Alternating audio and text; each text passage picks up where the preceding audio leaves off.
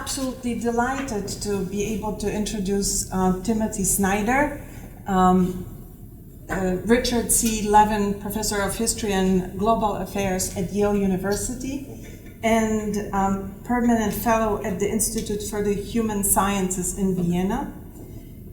His scholarship has had a very wide reach. Tim's books have been translated into 40 languages and won countless awards. Let me note that his own work is distinguished by his command of multiple languages. He speaks 5 languages fluently, including Ukrainian, and reads 10 languages, which undoubtedly contributes to his nuanced understanding of multiple national contexts and complicated histories.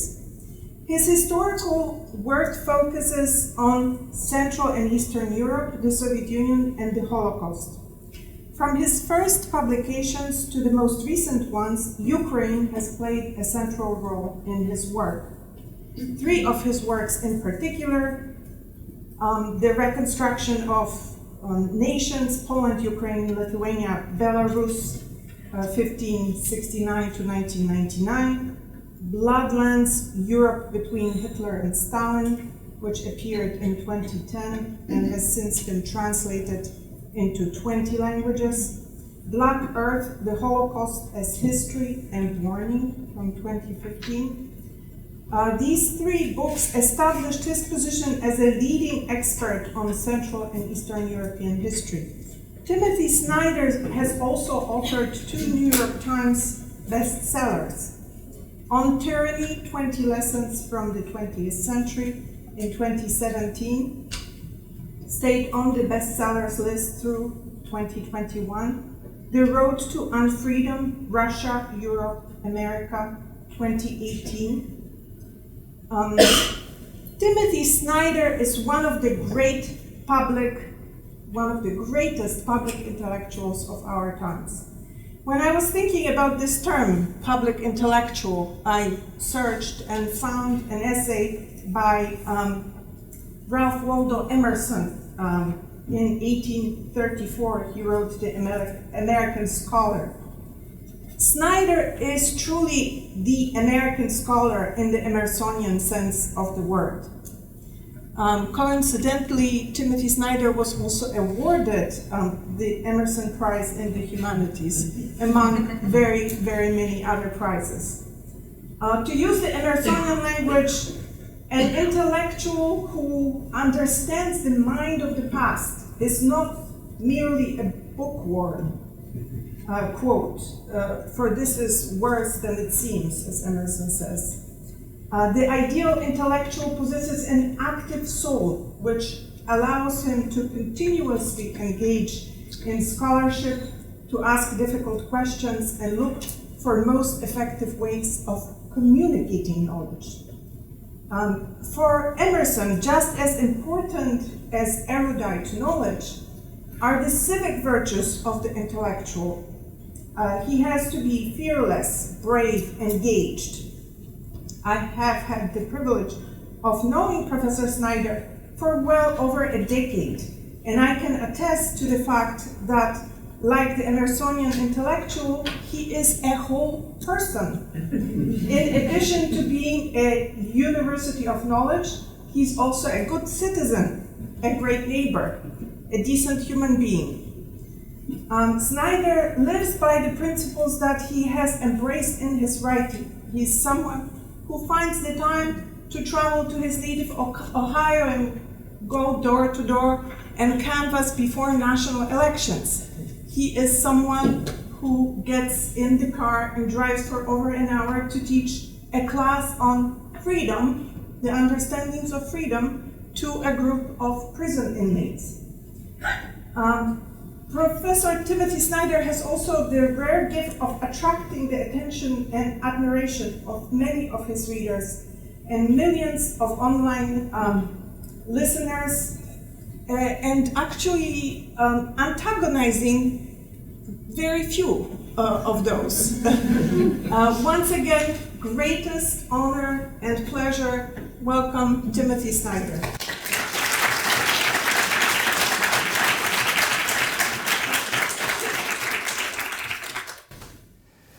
All right.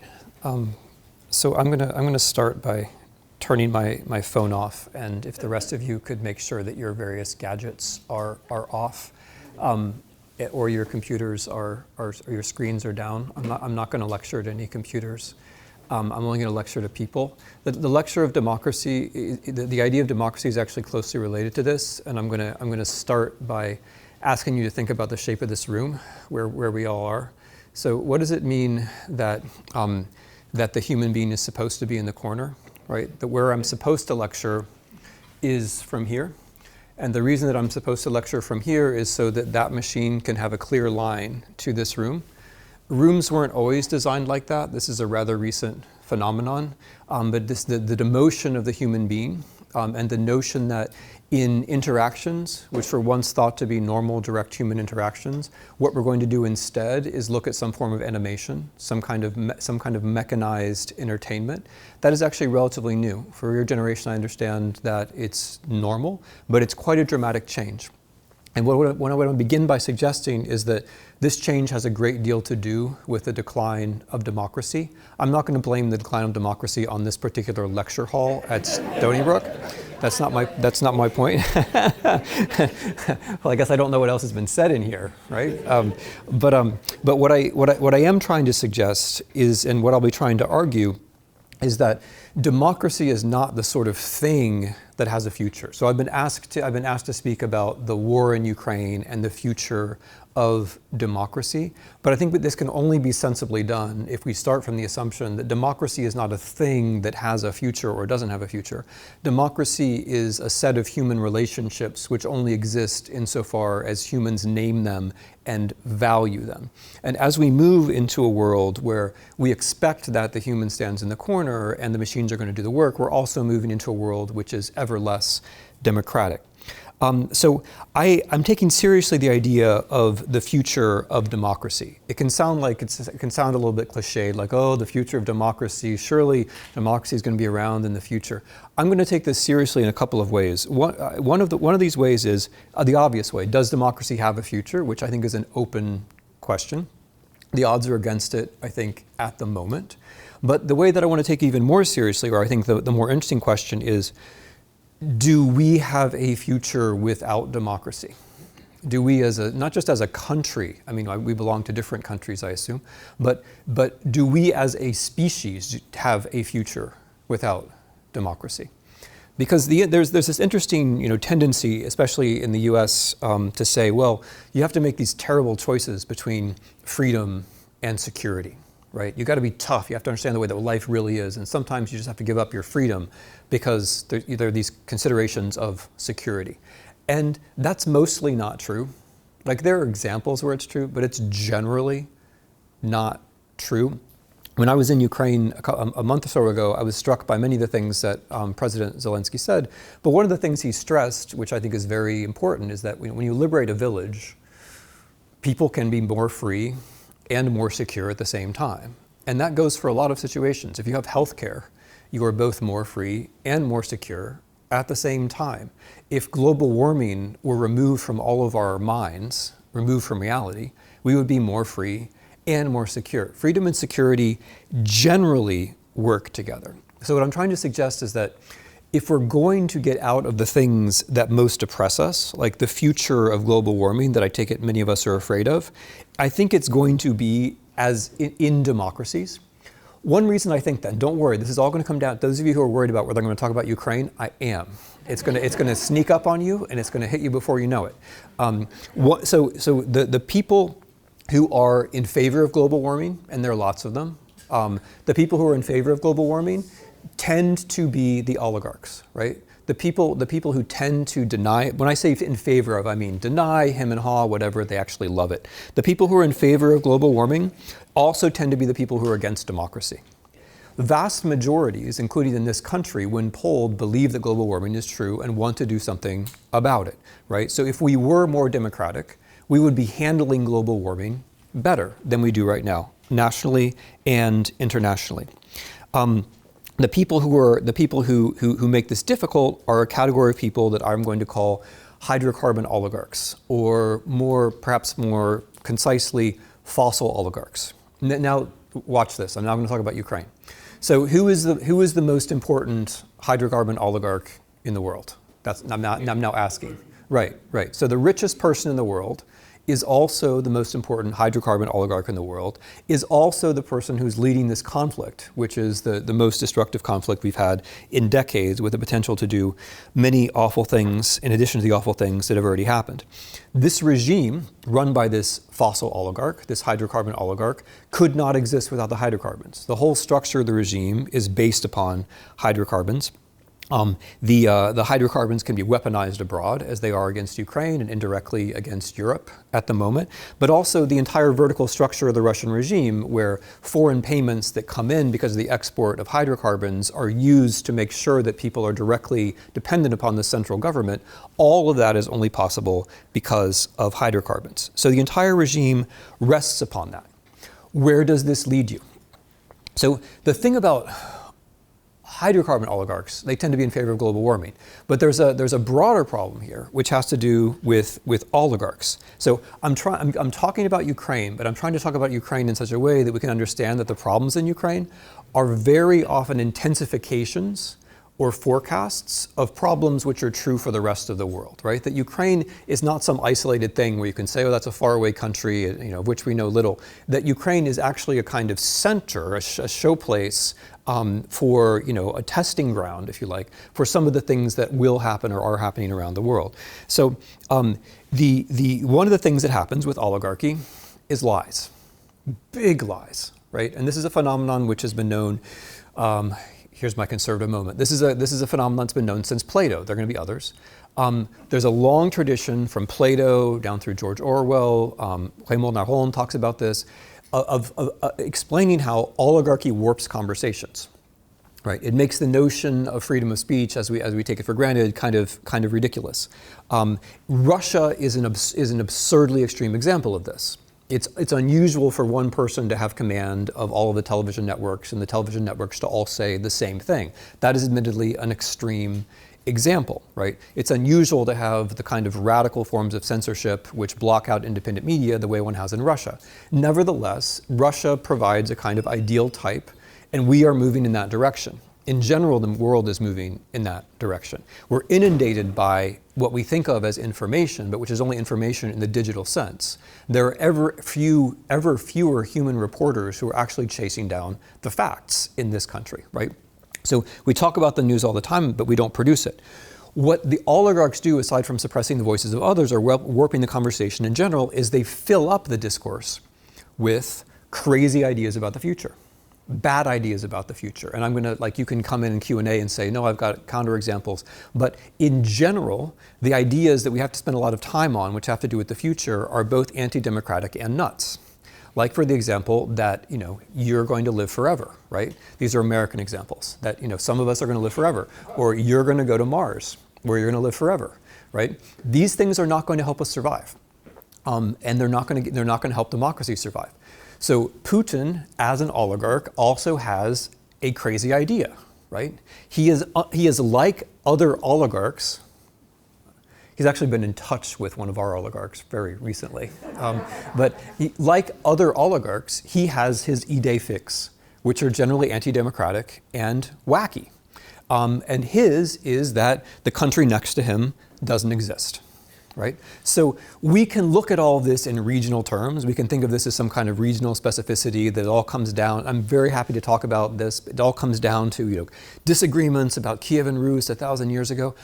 But it doesn't really. What it comes down to is the capacity of someone who is the richest person in the world, commanding a media regime and commanding a state, to bring his absolutely indefensible ideas into some kind of reality by starting a war. The idea that Ukraine is not a real place, that Ukrainians are not a real people, that Ukraine doesn't have a history, is wacky the same way that we're going to save ourselves from global warming by going to Mars is wacky, right? It's the kind of thing that you can get yourself to believe if no one tells you the truth. It's the kind of thing you get yourself to believe if nobody is willing to challenge you. It's the kind of thing that you can believe if maybe you're good at some things but not good at everything, which is a general description of oligarchs and the way that the role that they play in our public conversation. So this war is itself very serious. and I will talk about how it's serious. But the premise upon which it is based, that Ukraine is not a real people, that Ukraine is not a real country, that's not serious, right? That's just idiotic. It's like there's like a saying that like you have to be a PhD to be that stupid. Okay, I'll take it. But there's actually a higher level of this, which is that you have to have $20 billion to be that stupid, right? And Mr. Putin has attained that. So the idea that Ukraine isn't really a country, or the Ukrainians aren't really a people, it's not that that's wrong. It's not even wrong. Like, it's a total misunderstanding of the way history works. What Mr. Putin is doing is that he's saying, I understand the past. He actually wrote a 7,000-word essay, which, you undergraduates, whatever. I've now boxed myself in here. Write a better 7,000-word essay, because his idea about the past is he can see a straight line from 1,000 years ago where human agency doesn't matter, where contingency is entirely excluded, and where the things that he happens to think are absolutely true, right? And in this scheme, and now we're moving more directly to the war. In this scheme, it's very easy to say that other things don't exist. So, if I'm allowed to say Russia has always been there, right? And I know what Russia always has been, and Russia has always included these territories of Ukraine. Well, if I'm allowed to say that and believe it, what follows from that is that the things that seem to be Ukraine are not real. They're not really part of history. They're artificial, they're exotic, they're corrupt. They shouldn't really be in the picture. And from that logic, it follows that I have the right to eliminate them, first rhetorically and then physically. And that's the way that Ukraine is actually talked about. So from Putin's point of view, the things that he believes in are real, right? They make very little contact with reality, which means that reality has to change. That's what follows from this. So Ukraine as a society, it's defined as being not real. It's just about the Poles or the Habsburgs or the Germans or the European Union or the Jews or the Americans or whoever at the moment is going to be named as the exotic external force which created this thing, right? That's what you say. And that means I have to get rid of all the people in Ukraine who believe in this idea. But once you start doing that, then you slowly realize that actually it's quite a few people, or actually it's pretty much the entire country. So this oligarchical whimsy, right, because I refuse to dignify it by giving it like any more credibility than it is, this oligarchical whimsy can help us to understand the initiation of the war. It can also help us to understand certain global features of this war.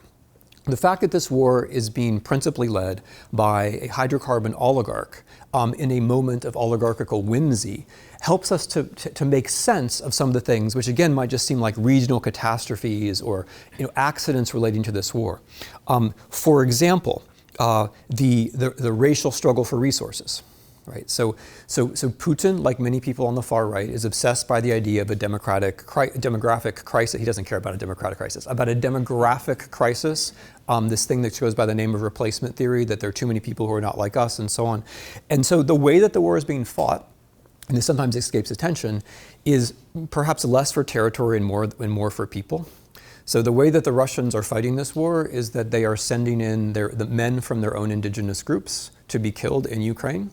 And they're exporting back into Russia fertile women and children who they see as candidates for Russification, if not in this generation, then in the future, right? So, and they have, by their own count, they have brought into the Russian Federation more than 4 million Ukrainian citizens, which is roughly 1/10 of the population of the country. So that is a genocidal act on a self-confessed one on a very large scale. Or the world food crisis, right? Because Putin is a hydrocarbon oligarch carrying out this kind of war, he's giving us a sort of preview of what the wars for resources will look like in the future if we let global warming continue. So by fighting this war, by occupying the Black Sea, by blocking the trade from Ukraine, by blowing up, by executing Ukrainian agribusiness executives, by blowing up tanks filled with sunflower oil, as happened a couple of days ago, but chiefly by making the export of food very difficult, Russia is starving the world, which is bad enough, but it's also a preview of the kind of war that we can expect later on. if we start from this idea that, that this war has to do with a moment of oligarchical whimsy, which has very little contact from reality, you can understand its origins, its features, but also something about the course of the war and its difficulties from the Russian point of view. So this war has not been a success for Russia. This war has not gone well at all from the point of view of Russia. It also hasn't gone well at all from the point of view of the people who thought that they knew what was going to happen. That's something I'm going to return to. We're not going to escape blameless here. From the point of view of Russia, the idea is to destroy all of the Ukrainians, right? That's the premise. But then as you move into the war, as you move into the country, as time passes, there turned out to be far more Ukrainians than you thought. Russia's operational assumption at the beginning was that there were just a few thousand Ukrainians. It was like a thin crust, depending upon the thinker, a thin crust of, Jews, like Europeanized individuals, whatever, Americans, a thin crust, gays. It depends on the thinker, it depends on the day of the week. But people who could be characterized as being somehow from outside. And so we're just going to go, and this is literally the plan. We're going to go in, storm an airport, take Kiev, and we're going to murder them all. And then the rest of the country will just revert to being our people, right? But that didn't work. Right? And it didn't work because Ukrainians resisted. And the more Ukrainians resist, the more the logic comes, we have to kill more of them. Ever more of them. That's the way the logic works. But that logic doesn't necessarily lead to military victories. So the ideological assumption that Ukraine doesn't exist leads to a very flawed military plan, which is one of Russia's problems, not the only one. But it also lends to a genocide which steadily escalates, because the target group of people you have to get rid of has now been extended essentially to the entire population. And this is not just me saying this is Russian national television, which, if you're not watching it, that's why I'm here, to help you out. But about a week ago on Russian national television, a Russian fascist, a man called Gubarov, came on and said, the Ukrainians are possessed. This is interesting. They're possessed. So they don't know who they are. They're really Russians. They don't know who they are. They're possessed. And so we're going to tell them they're possessed. And if they don't accept that they're possessed and are really Russians, which is, let's face it, that's a lot to ask of someone, right? I'm not even going to try it. But if you don't accept that you're possessed, then I'm going to kill you. And then he goes on to say, we'll kill 1 million if we have to. And they're closer to 1 million than the Ukrainians like to admit, I'm afraid. We'll kill 1 million if we have to. We'll kill 5 million if we have to. We will kill every single Ukrainian if we have to, right? And so this is the logic of escalation. If the more Ukrainians there are, the more one has to get rid of. Now, this raises what I think is a really interesting question of what it means to exist. What it means to exist as a political society, and perhaps what it means to exist as a political society that could become democratic. What is that thing that the Russians are running into, right? What does it mean what does it mean for a society to exist? And this is not at all straightforward. The next point that I want to make, the next big point that I want to make, is that when we make the move to try to define whether society exists or doesn't exist, we're very often doing something which has to do with the imperial character of knowledge. Okay, that might sound a little bit abstract, but it's pretty important, because when we start from an imperial position, I'm going to say more about what I mean by that in a second, but when we start from an imperial position and we give ourselves the right to say who exists, who doesn't exist, and under what criteria, we are then not only failing to notice some important things about existence, but we're also failing to decode what other people are doing. Okay, I've been very abstract. Let me try to be clearer about this. One example of what I'm talking about is history. So take Crimea. Take Crimea. The Crimean Peninsula, a lot of people would probably accept, I'm not going to make you raise your hands or anything, but the idea that Crimea has always been Russia, right? It's always been Russia. It's something certainly that Russians say. It's always been Russia. But it's the imperial position which allows you to define always and never. The Crimean Peninsula actually had a state which existed for about 600 years, which is not a short period of time. 200 years, part of the Golden Horde, 400 years as the Crimean Khanate, right? Much longer, incidentally, than any particular Russian state has existed. That state is taken over by the Russian Empire at the end of the 18th century and is renamed, the territory is renamed New Russia. And now the nice thing about being able to say that something is new is that you are thereby obliterating everything which is now defined as old, right? And so Crimea is always Russia in the sense that you get to say when never and always start, right? You get to say when never and always start. The moment that you inquire a little bit into the history of Crimea, you find, well, there was not only a Tatar state there for hundreds of years, you also say, well, the entire native population, this is something very familiar from American history, of course, the entire indigenous population was deported. Every last person. I mean, it began in the late 18th century, but it was completed in 1944 when every single Crimean Tatar, every man, woman, and child, was deported by force in a matter of 3 days in spring of 1944. Every single person, right? And so when that's done, then you can say, oh, this was always Russia, right? This was always Russia. Something similar, I mean, Crimea here, so I don't think Crimea and Ukraine are very different in this respect. When you say that Crimea was always Russia, you're in the same mode as when you say Ukraine and Russia were always together, right? The always, if you have the power to define always, that means that you're the one who's in the imperial position. In fact, there are hundreds of years of very interesting political history in Ukraine. Most of the territory that's now Ukraine had very little to do with Moscow for most of its existence. It's a long story, we can go into it. But more interestingly, the center of Ukrainian political activity was also defined as New Russia. It's a very powerful idea, right? I get to say something is New Caledonia or New England or New Russia. But what's now southern Ukraine, where the fighting is taking place, right? Literally Kherson, which was invented and named by Empress Catherine. Those places before they became New Russia, were the site of Ukrainian Cossack political activity for quite a long time. But the moment that you name something as new, that history goes away. So this is a problem. I mean, I'm trying to suggest in general, these things apply everywhere. So this business of always and never is, of course, very powerful in American history.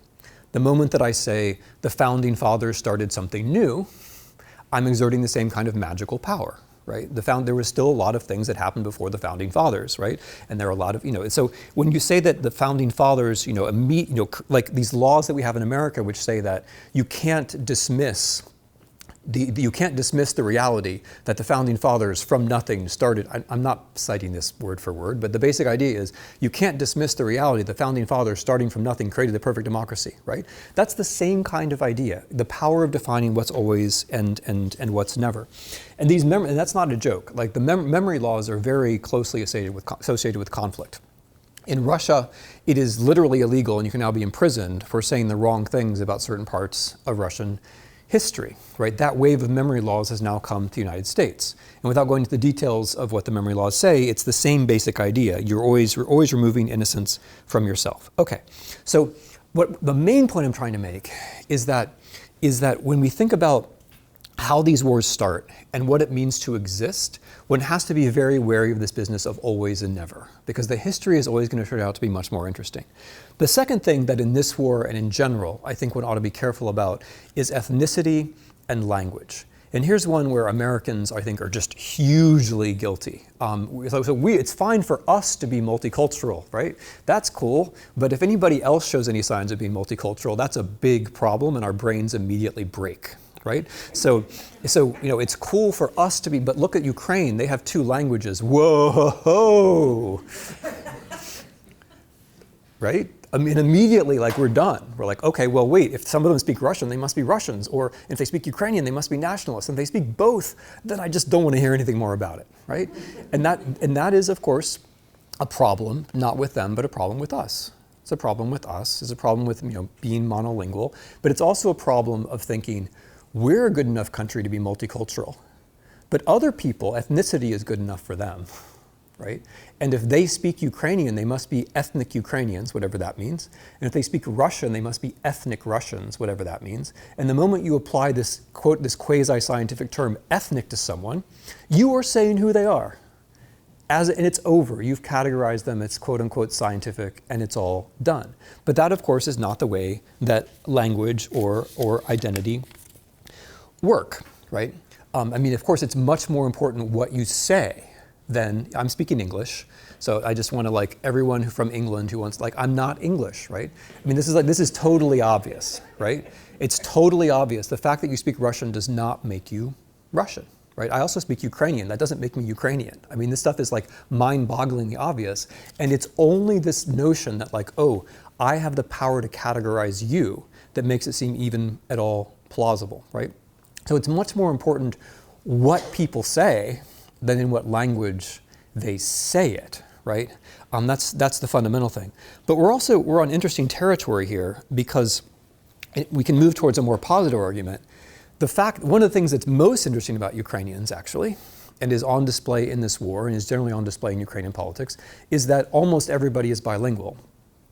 And that bilingualism allows for forms of expression which any kind of monolingualism does not. It allows for code switching. It allows for changing, which is something I'm sure many of you are familiar with and do in your daily life. It allows you to change the language that you're using in different settings and use different languages, deploy different languages for different purposes, right? And I have lots of cool examples of this from the war, but I'll save them. But that, remembering that people are bilingual, so if you think they're bilingual, therefore you're not sure who they are, okay, that means that you're imprisoned by this paradigm of ethnicity and language. But if you recognize that bilingualism maybe allows them to do things that you can't do if you're not bilingual, then you're closer, I think, to the truth of what it means to exist as a society. Because what the Ukrainians are doing in this war, I will give a couple examples, really does depend upon playing with language. The way that they're messing with the Russians depends upon them knowing Russian. And the way that they've jumped into American pop culture, right, and they've mobilized American pop culture in their own communications shows a general capacity to mess around with other people's languages. They're not as good with it as they are with the Russians, but they're surprisingly good at it, right? The Ukrainian comms are surprisingly good, and that partly has to do with the habit of code switching and having a certain kind of distance on language. So it's not that language defines you, it's more that what you do with language defines who you want to be seen as being. So I'm now trying to move towards a more positive example of what it means to exist, right? What it means to exist as a society. And I now want to say a word about what it means for Ukraine to exist, and then maybe more broadly about what it means for a democracy to have a chance or for democracy to have a future. So I'm sure there are Ukrainians here and they'll have their own views about this, but it seems to me that some of the most important characteristics of Ukrainian social existence or national existence now have to do with recent experiences which one can name. So independence in 1991, a defense of democracy in 2004, 2005, a defense of a European choice in 2014, and the war of 2022 itself. In other words, more important for existing are the things that you've done in the last 30 years maybe than the things that might or might not have happened in the last 1,000. In 2014, which was the time of the Maidan, which were major protests in Ukraine, and in 2022, the obvious thing that one sees in Ukraine, which one sees less of here and much less of in Russia, is this mysterious beast civil society. So civil society is an old category and it can sound a bit abstract, but what I mean by civil society is people leaning forward into forms of cooperation which have political consequences. So the assumption that you're going to take responsibility along with other people for doing something important. This has been hugely important during the war because it's not that the Ukrainian state is matched up against the Russian state. It's that the Ukrainian state plus Ukrainian civil society is matched up against parts of the Russian state. And by civil society, I mean, it's something, everybody I know in Ukraine who's not in the armed forces spends a lot of time driving a van. That's what you have to think of. You have to think a bunch of people who figure out like where what is needed, raise the money, collect those things, and then drive to that part of the front or drive to the city that was just bombed. Like when you're looking at the pictures of Kiev and you're asking yourself, okay, or any city, Chernihiv, any cities that have been bombed, and you ask yourself, okay, how do the Ukrainians repair so much so quickly? Some of it's the state, but a lot of it is that people come and try to help. So Chernihiv, I was in Chernihiv last month. It's an ancient city, 7th century probably, just north of Kiev.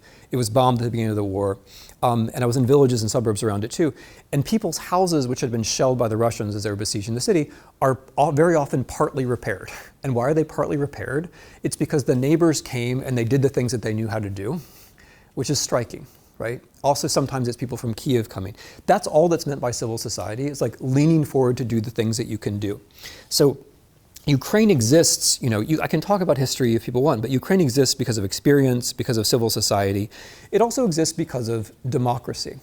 Democracy in the very simple sense of choosing rulers. There is a longer tradition of this in Ukraine, but in the last 30 years, Ukrainians have successfully defended their basic right to choose their rulers, their presidents at least, by direct election, which direct election is something that we don't have in the United States, and it's unclear, by the way, that we'll be able to even to defend the kind of indirect election of presidents that we have that could fold in the next 8 years or less. So Ukrainians have this, like if you talk to Ukrainians about democracy, and again, I'm happy to be corrected, but the direct election of the president, which has been defended over and over again, is also being defended now, I think is something very important. And with that is the tradition of the peaceful exchange of power, or the exchange of power. This makes Ukraine very different from Russia, where this has not happened. That you lose an election, you walk away, and the next guy comes in.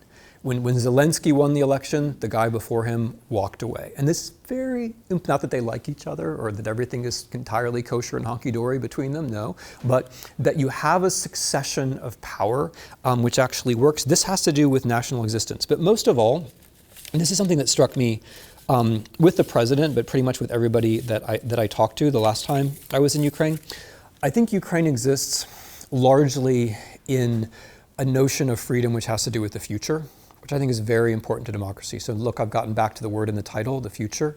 I think Ukraine largely exists because of the future. When people talk about the war, they're not just talking about something which has to end, they're talking about something which got in the way of the future. And when people talk about their notion of freedom, it isn't just freedom from the Russians, like freedom from this terrible occupation. It's also freedom to realize the plans and projects that we had for the future. That notion of freedom, which insists that there is a future, right? That politics is fundamentally about the future. I think that's one of the ways that Ukraine actually exists. Now, it's not something that you can point to. It's not quote unquote objective in the way that these other things are. But I think that it's very important. And it's now moving me towards this definition, which I wanted to try to give, of what it means to exist as a nation, or what it might mean to exist as a democracy. I think a nation exists largely in a future, or in a common conversation about what the future might be. And this raises the question, I'm going to turn things around a little bit. This raises the question of whether Russia exists so in our sort of baseline American, imperial framework that we fall back to when we're stressed, Russia is of course a real country. It's a great power. Didn't we have a Cold War with Russia? We take for granted that, Ukraine, we're not so sure, but Russia, that must be, okay, I'm not saying the Russian Federation doesn't exist as a state, but as a nation, I think that's really been called into question, at least in the sense that I'm talking about. The president of Russia never talks about the future. There is no vision of a Russian future. The dominant political thinkers in Russia don't talk about the future. They talk about a politics of us and them. They talk about the past. They talk about being a great power. But they don't talk about the future, almost to the point of taboo. And when one flips the view a little bit and asks if Russia exists as a nation, you then can ask related empirical questions. And I'd be interested if anyone can think of answers to these. But is there an example of a war fought in the name of a nation where more members of that nation have fled abroad in order not to fight in it? That strikes me as really significant, right? In early 2022, when, late 2021 even, early 2022, Ukrainian men were leaving their jobs around Europe, whatever those jobs might have been, and they were going to Ukraine on the assumption that they were going to have to fight. When Russians have to fight, when they're mobilized, they leave the country, right? On a very large, not all of them, but on a very large scale. What does that say about the imagined future of a country, right, when something like that happens? Another empirical question, and again, I don't know, so somebody can help me out, but is there another situation where so quickly in a war, a country has had to empty its prisons in order to take the convicts to the front and have them fight and die? I can't think of another example like that. And that's what the Russian army, in its defensive position in Ukraine right now, the lines are made up of first prisoners, second recently mobilized people, and then what remains of the regular army is the third line. I can't think of very good precedents for that, but those are things which call into question the existence of Russia as a nation. And when I think about these arguments overall, I'm drawn to the conclusion, this now I'm shifting from existence to democracy, that the arguments for the existence of Russia very much depend upon the arguments for the non-existence of Ukraine, right? That it's in naming Ukraine as not existing that we prove that Russia does exist. And if that's true, that would be a very significant problem, I think, for Russia, for the very basic reason that Ukraine does exist and is capable of defending its existence. But generally, you see, where I've gone with this, which is that it's if we think about the quote unquote like objective factors, like if we say, oh, like is there a language? Well, sure, there's a Russian language. I mean, does it have an ancient history? Well, it claims to. Then we think, well, of course, like Russia exists. But if we shift the definition of political existence to something else, like the ability to think of a future, right, or the ability to take risks, the willingness to take risks, then the existence starts to become, I think, a lot hazier. Okay, but the point, but one important thing here that I forgot to say. If my existence, political existence, depends upon the denial of your existence, there's a name for that kind of politics. The name for that kind of politics is fascism. Fascism is a politics of us and them, where I define my us by defining who the them is. Carl Schmitt, the most intelligent political theorist of Nazism, makes this very clear in his writings. Politics begins with naming the enemy. And that removes the very difficult question of saying who you are, which is a difficult question, because it turns out, I believe, it's impossible to say who you are with these objective things. You can only say who you are by making some kind of commitment, taking some kind of risking to advance some vision of the future, right? But you can skip all of that. You can make it much easier on yourself if you just define who the enemy is, right? So if Russia exists by virtue of negating the existence of its neighbor, that is a politics of us and them, which is a fascist politics. Okay, but I don't mean for this to be all about Russia and Ukraine, as I keep saying. I actually mean for this to be deeply about us. I want to end by inquiring about where we got things wrong, or what our own sense of the objective factors was, such that we could lose track of democracy in this country, as I believe we have done, but also so that we could misanalyze Ukraine and Russia. And what I want to say here, and this is the last argument, what I want to say here is that the moment 1991, when Russia and Ukraine became independent countries, when Russia, by the way, brought about the end of the Soviet Union, there are lots of funny rumors about who brought about the end of the Soviet Union. I was there at the time, and it was American policy to keep the Soviet Union going.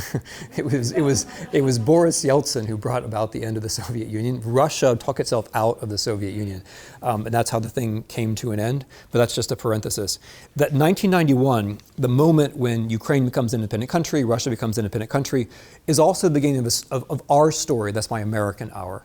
An American story about objective factors. An American story about how objective factors, outside structures, abstract concepts brought about democracy. What are those concepts? What are those abstractions? What are those structural factors? The structural factors, and this is going to sound really familiar, is the idea that there are no alternatives, right? There are no alternatives. The world is just such that there are no alternatives to democracy, and therefore it's the absence of other things which is going to lead to democracy. Now, imagine you're in a relationship and you say to the person that you care about, well, you know what? Like, I'm as good as it gets. There are no alternatives. Like, that relationship is not going to last very long, right? Because the person you're talking to is going to find someone who has much better pickup lines than that.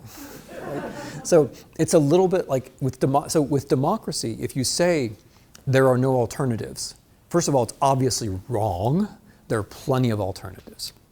But it's worse than that. When you say that there are no alternatives to democracy, you are directly contradicting what democracy means. When you say there are no alternatives, the structural factors are going to bring it about, what you're saying is the people don't matter. And if the people don't matter, then it's not democracy.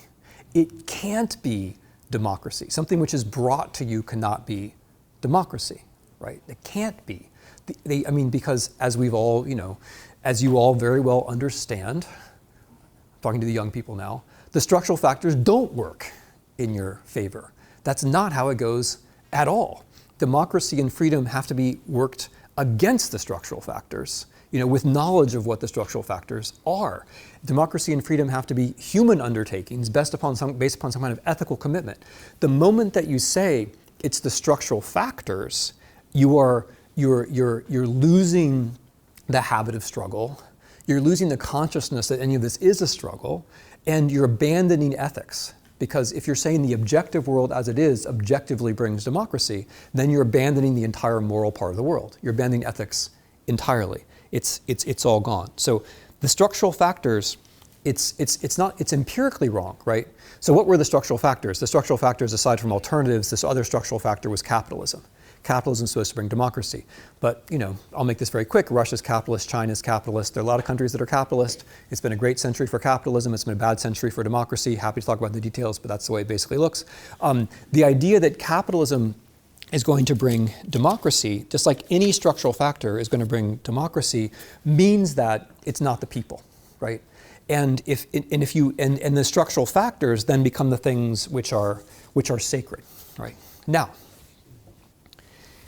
and finally, if you think that the structural factors have to bring about democracy, that there aren't any alternatives, you lose the ability to think about alternative futures. Good ones, bad ones, whatever. If there's only one possible future, capitalism brings democracy, then why are you going to be thinking about all the other possible futures? There's only one. And if you lose that capacity to think about multiple futures, then you lose the capacity to be a democratic person. Because a democratic person is someone who can envision multiple possible futures and try to make some of them real in the world. Okay, so I want to now just bring this up to the moment when this war starts. In February of this year, I'm going to make this personal because I think it works best that way. In February of this year, I did an interview for 60 Minutes, which for those of you under the age of 75 is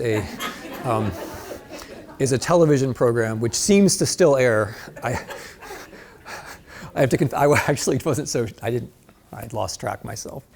Now I'm never going to get another interview on 60 Minutes. So I did an interview on 60 Minutes in the week before the war was going to start. And they asked me a bunch of questions, but the thing they kept returning to, because they wanted to hear me say it over and over again, was, is Zelensky going to flee? And I said, no, he's not going to flee. And my analysis for what it was worth was, I said, he's a little guy who's used to staying up to big guys. He's not going to flee. He's going to stick. Then much laughter ensued. Like they made me record it multiple times, to get their laughter off the shot. Much laughter ensued. Much mockery on social media then ensued. There was a class at Yale where one of my colleagues brought in Obama security advisors and Trump security advisors on the screens, and he replayed this clip from 60 Minutes. And they were professional enough not to laugh at me, but they said, Professor Snyder, with all due respect to your historical achievements and so on, he's going to run. He's going to run. They all said he was going to run. No exceptions. No exceptions. Why was everyone so sure of that, right? I think I know why. I mean, not to be too ad personam, but it's because they would have all run. But to make a more structural point, it's this: if you think democracy is about the structural factors, and the structural factors turn against you, what are you going to do? You're going to run. Because there's nothing in the world except those structural factors. And writ large, that is what has happened to us. The structural factors have turned against us, or maybe they were never really on our side in the first place. And so then what do? right? Then what do? You adapt, you normalize, you just go along. And when an acute crisis appears, as with Russia invading Ukraine, it simply doesn't occur to people. I mean, I'm sure it would occur to some of you, but it doesn't occur to people in general that you might actually do something, right? It doesn't occur to you that you might actually just stick. Because if you think it's all about structural factors, locally, well, here's this Russian-speaking guy, in his country that Russia says is Russia, and why would he say anything else, right? Well, because locally it's not about the structural factors. And looking at it globally, well, he's a smaller country facing a bigger country with what's supposed to be a much better army. How could he possibly stay? All the larger factors say he should go, but he didn't, right? He didn't. And the fact that he didn't go, right? The fact that Ukrainians chose to fight reminds us of something essential about both social existence and democracy, which is that it depends upon working against the larger conditions. It depends upon injecting ethical commitments, taking corporeal risk. One little point about this. So a few days after that, so obviously, as you all know, Zelensky stayed, the Ukrainians fought, and they are now defeating the Russian army. Which pretty much no one thought was possible. I've been comparing America and Russia a little bit, and I'll just make this final point. The analysis in Washington was exactly the same as the analysis in Moscow. Everyone thought the Ukrainians would be done in 3 days. I was publishing articles in February about Ukraine, and my friends who were connected said, Tim, stop publishing this stuff because in 3 days you're going to look like an idiot. Right? That was what people thought was the wisdom in both Washington and in Moscow. 3 days. And my view is that fundamentally we were neglecting the same thing, right? We were neglecting the sense in which Ukraine actually exists, or the sense in which Ukraine is actually a democracy. But the thing I wanted to add is about free speech. So on campuses, there's a lot of talk about free speech. There's a lot of talk about free speech on campuses. I'm going to give you an example of what I think free speech actually is. When a couple of days into the war, Zelensky comes out of the administrative building. It's the evening. Bombs are still falling on Kiev. There are assassins in Kiev who are tasked to kill him personally. He comes out of the building. He takes out his phone and he says, "President Tut, the president is here," right? And then he goes to his crew and they're all there, right? And why is that so important? Why is that? Well, first of all, he's telling the truth. That's important. But secondly, he's denying Russian propaganda because the Russians had invaded, and of course the thing they said is Zelensky fled, the government fled, it's all over. So he's denying Russian propaganda. But there's something more fundamental here, I think, which is essential to freedom of speech, which is that it isn't just that you speak the truth, it's that you speak the truth to power, taking a risk, right? That's what freedom of speech is actually for. The long argument for freedom of speech, which begins with Euripides, says that freedom of speech is there in order to speak truth to power, taking bodily risk. So yes, you can come to campus and you can say obnoxious things, and then when people criticize you, you can say, it's my freedom of speech. But that doesn't make you a defender of freedom of speech. It just makes you a coward, right? You can take advantage of freedom of speech to say all kinds of crazy things to make people upset, fine. That doesn't make you a champion of the freedom of speech. It makes you a consumer of the freedom of speech, right? What Zelensky did was demonstrate what freedom of speech actually means. And it's a minor example of the larger point of what I'm trying to say, which is that if there's going to be democracy in the future, that democracy is going to have to be defended not just in the practical sense that Ukraine is defending it, but also in a kind of sense of moral commitment, right? Where we say we want a democracy, right? I mean, the reason that I'm fascinated by this is that, seriously, is that if it's like, I don't want to be over here, right? I don't want to be over here. I want to be here talking to you. Like, democracy really is falling apart in the United States. It really is falling apart in the rest of the world. And we could spectate, right? We could spectate. We could say the larger forces were with us, now they're against us.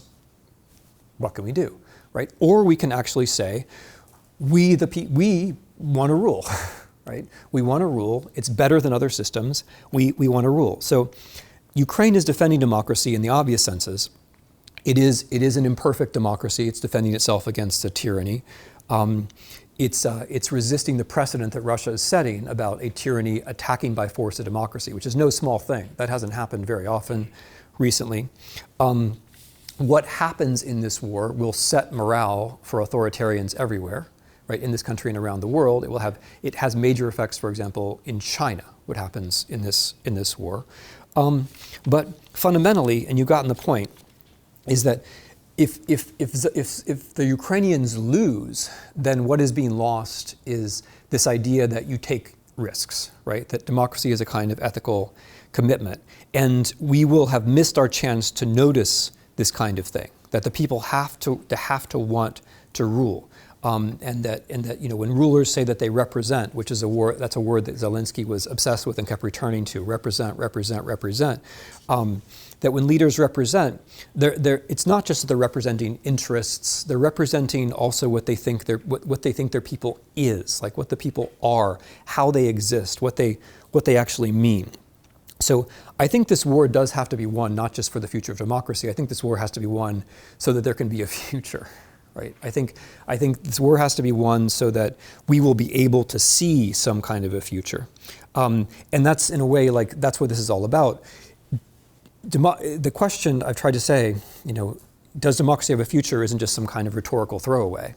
The notion of democracy and the future are very, very closely connected. We have to recognize there's a possibility that Ukraine will lose this war. We have to recognize there's a possibility that democracy will fail in this country, which I think is a very proximate possibility. We have to recognize those possibilities. We also have to be able to see better possibilities. Ukraine can and should win this war. They will win it unless we let them down at this point, right? That is possible. It didn't seem possible to most people who mattered just a few months ago. But now it's not only possible, it's probable. But it's only probable because people did things which it seemed like the structural factors would have prevented them from doing. That's the basic lesson. So democracy and the future are very closely connected to one another. We have to not only just see that democracy is at risk and that there could be undesirable futures. We also have to be able to imagine the desirable ones. And I think Ukraine has done something to help us with all of that. So I have taken a lot of time now. I have to catch a ferry before it's too awfully long, but in the time between now and then, I want to be able to answer your questions because you're going to ask me things I can't predict, and I'm looking forward to what those things might be. So thanks very much.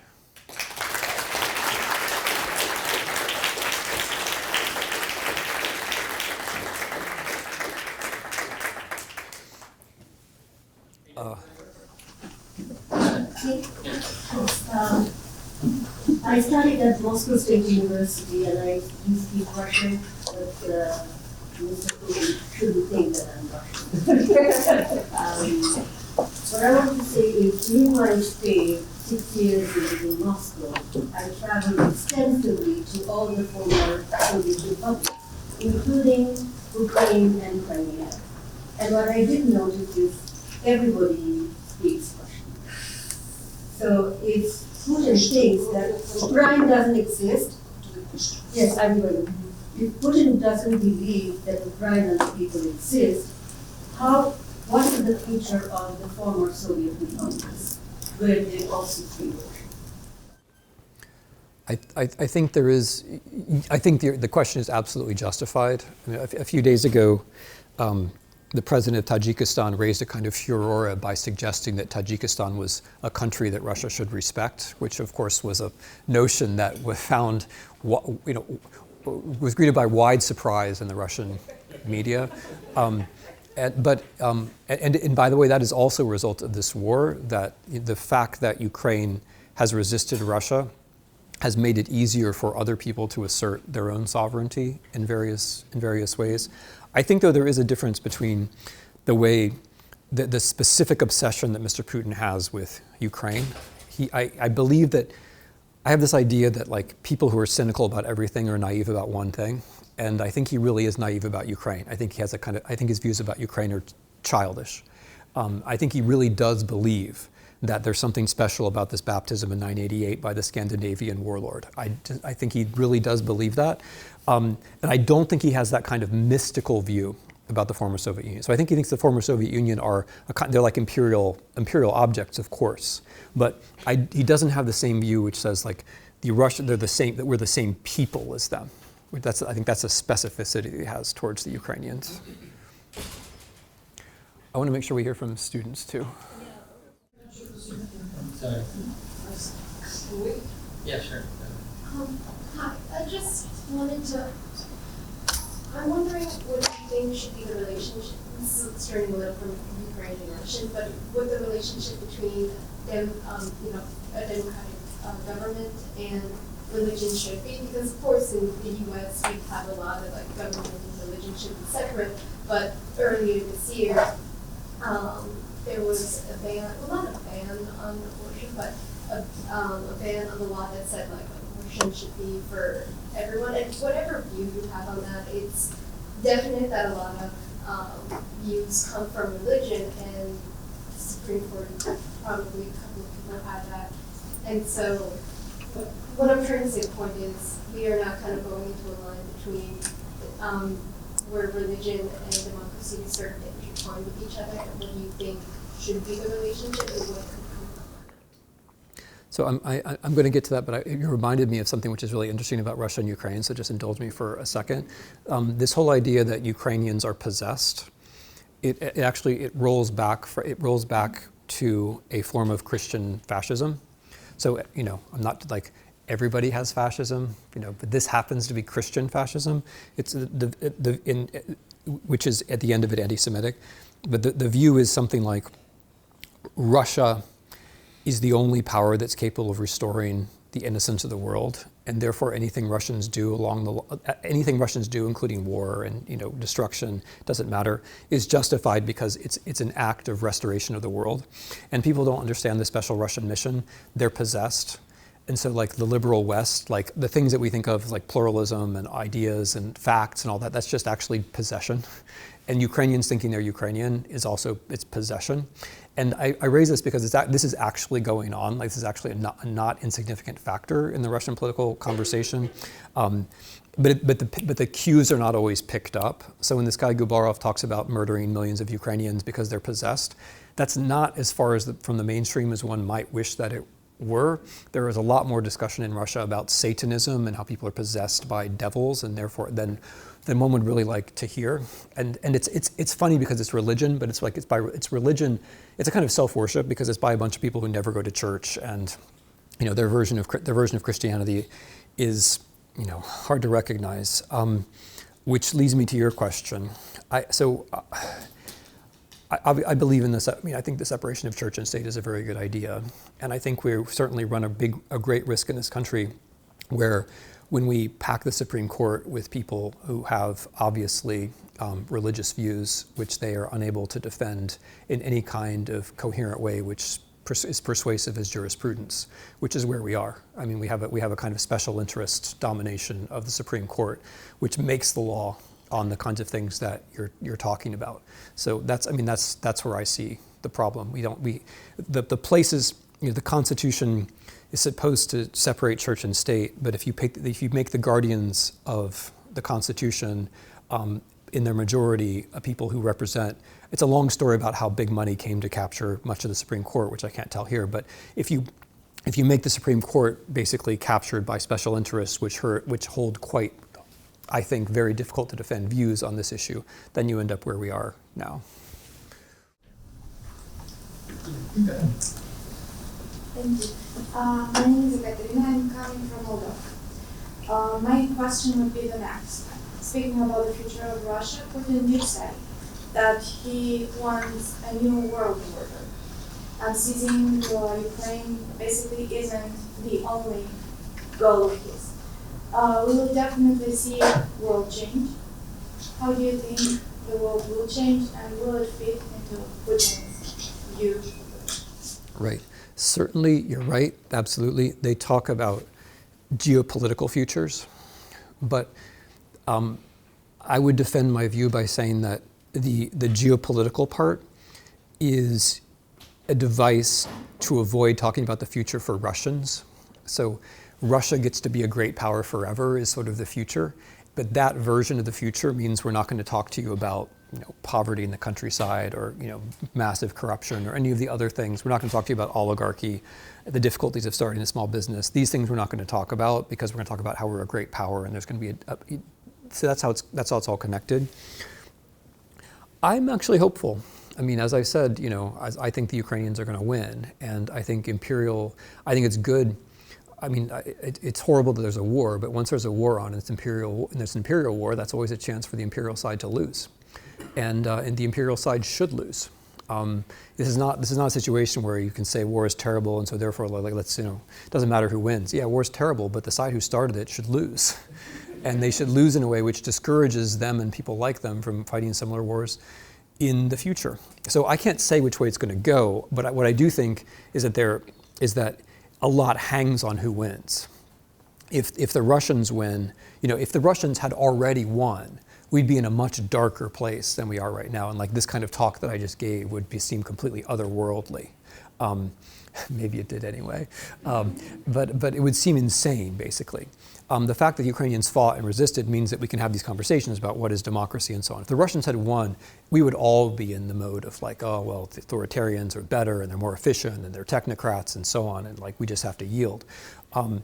So a lot hangs on who wins. But if the Ukrainians win, and a couple of other things happen, which might happen, I think we could be looking at a world where we'll look back at this and we'll say, okay, that was the last blush of territorial empire. Because I didn't talk much about history here. I talked about the future and ethics and so on. But in the long span of European history, we're at the end of 500 years of empire, I think. And historically speaking, I think this is one last try at an imperial war. And I think it would be good for the Russians, just as it was good for the French and the Germans and the Portuguese and the Spanish and so on, to lose their imperial war. And that gives them a chance to try some other form of regime. Oh, you want me to choose? Okay, I'm going to choose. So please, yes, you in the jeans jacket. Yeah. I love all that you said about democracy being an ethic, rather than a structure, but about the people, but people are insane. So how, speaking on this philosophical, kind of grand scale, how do you think of making sure that the structure is there to enable democracy rather than to disable it? That's a brilliantly put question, and I agree 100%. Because it's not that structures don't matter. They do matter. It's just not that the ones that happen to exist in 1991 or at any given point were on our side, right? So if democracy doesn't happen by itself, which it doesn't, and freedom doesn't happen by itself, but it doesn't, that means that you have to have this kind of ethical conversation which precedes the conversation about what kinds of structures you want to have. So, and then here, it wouldn't just be about the obvious things, we should have truly representative democracy and there shouldn't be money, there shouldn't be money involved. That stuff is kind of obvious, but the deeper question is, how then do you, so you say insane, but how do you raise people who care about their own freedom and are capable of making value choices and thinking about ethics in this way, right? So this is going to sound like a big jump, but one of my preoccupations is early childhood development. I think that early childhood development is absolutely essential for democracy. And the things that we know about early childhood development, if we applied them, would make it much easier for people to be, what you say, less insane and more likely to be the kinds of people who could take part in conversations about multiple futures. So I could give you a bunch of other examples, but I take the premise as being absolutely correct. It's not just that any old structure is bad. It's that if you want democracy, you have to think about what are the structures which actually make it more likely. This is what my problem with the American conversation about freedom in general. We think that freedom is just get off my back. That's not freedom. Freedom means being the kind of person who can evaluate various different kinds of choices and apply different kinds of ethics to them and then having made choices change the future and so on, right? That's not so easy, but it requires then thinking about, okay, what kind of child rearing do you need for that, and what kind of schools do you need for that, and you need clean water for that, and you have to get rid of poverty for that, right? There are a lot of things you have to do to get to that point where you can really talk about freedom seriously. So I appreciate the question. I'm going to go, you please, yeah.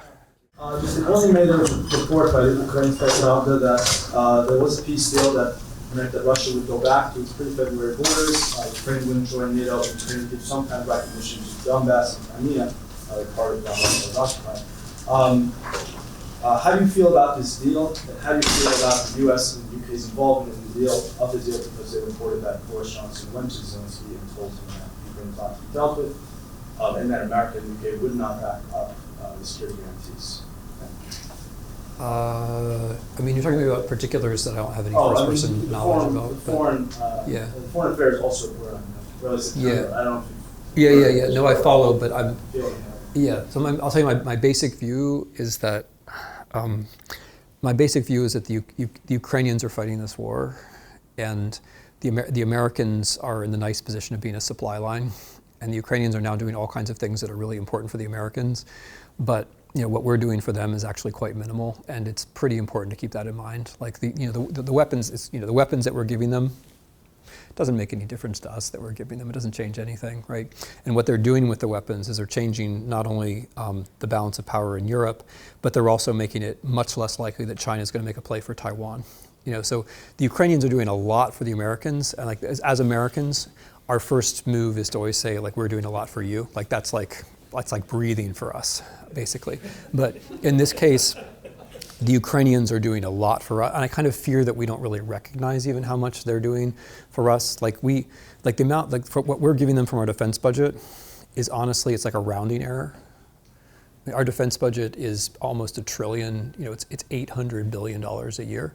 What we're going to do to the Ukrainians, like if our defense budget were bigger or smaller by that amount, we wouldn't even really notice, honestly. So my basic idea here is that the Ukrainians are the ones who were attacked, the Ukrainians are the ones who are fighting this war, and the Ukrainians are the ones who are going to negotiate. And they'll negotiate what they negotiate when they negotiate it. I don't believe that there's any way to end this war. So I would like this war to end. I would like this war to end, but I don't think it can end in any other way than the Ukrainians winning it. I think that if you try to go for some kind of middle ground, then you're just going to be replaying the whole scenario again before very long, and maybe not just on the scale of Ukraine.